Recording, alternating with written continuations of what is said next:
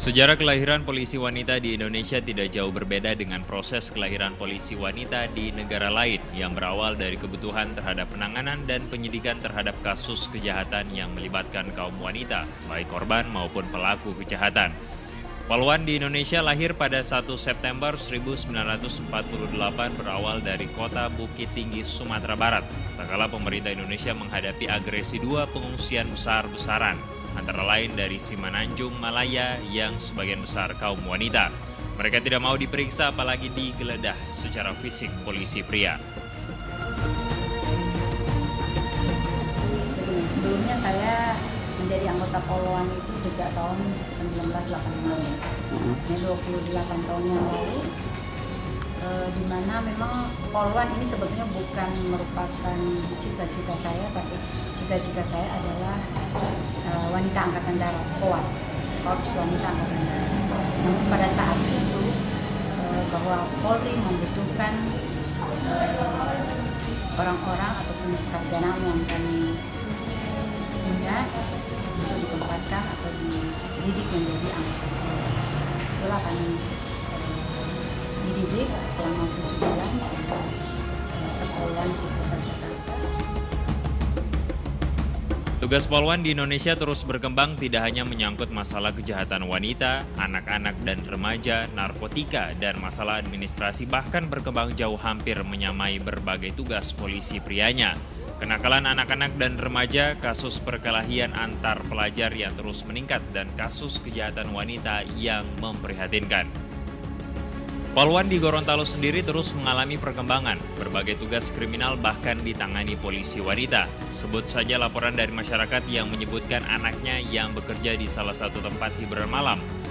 Tim unit perlindungan perempuan dan anak langsung melakukan penyidikan. Setelah diselidiki terungkap jika dua korban masih di bawah umur dan sudah dipekerjakan sebagai pelayan tempat hiburan malam. Bahkan sang anak diminta untuk melakukan hubungan badan. Akibat kejadian ini, polisi akhirnya menetapkan pemilik kafe sebagai tersangka karena melanggar pasal 2 ayat 1 dan 2 Undang-Undang Nomor 21 Tahun 2007 tentang perdagangan orang dengan ancaman hukuman 5-12 tahun penjara. Kasus ini merupakan salah satu dari banyaknya kasus yang ditangani polisi wanita di Gorontalo. Tidak hanya di bidang kriminal, kehadiran polisi wanita dalam tubuh Polri di bidang lalu lintas juga terbilang mendapatkan sambutan positif di kalangan masyarakat, berperan dan membuktikan eksistensinya di tubuh Polri. Tantangan terpenting bagi para polwan di Indonesia adalah bukan pada tuntutan kesetaraan pejabatan dengan polisi pria saja. Namun lebih dari itu, tantangan terpenting bagi mereka adalah bagaimana mereka mampu menunjukkan performa dalam melaksanakan pekerjaan the real police job di lapangan. Sejak kecil saya melihat seorang polwan begitu anggun dan saya berkeinginan untuk menjadi seorang polwan. Yang kedua mungkin untuk menaikkan martabat orang tua saya, karena dari keluarga saya mungkin dari keluarga biasa, dan menjadi seorang polwan di lulusan akademi kepolisian bisa membanggakan orang tua saya. Untuk suka dukanya, saya bisa mendapatkan banyak teman dan rekan-rekan dari seluruh Indonesia di akademi kepolisian.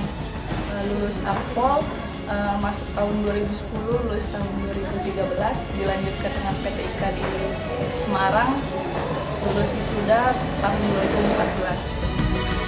Dengan demikian, ketika para polwan ini mampu menunjukkan sebagaimana harapan kita, maka kesempatan terbuka bagi mereka akan selalu ada bukan saja di tanah air, namun juga sampai jauh di berbagai belahan dunia lainnya sebagai yang telah ditunjukkan oleh para perintis polwan selama ini yang bergabung dalam misi perdamaian PBB di negara-negara yang terlibat konflik di seluruh dunia.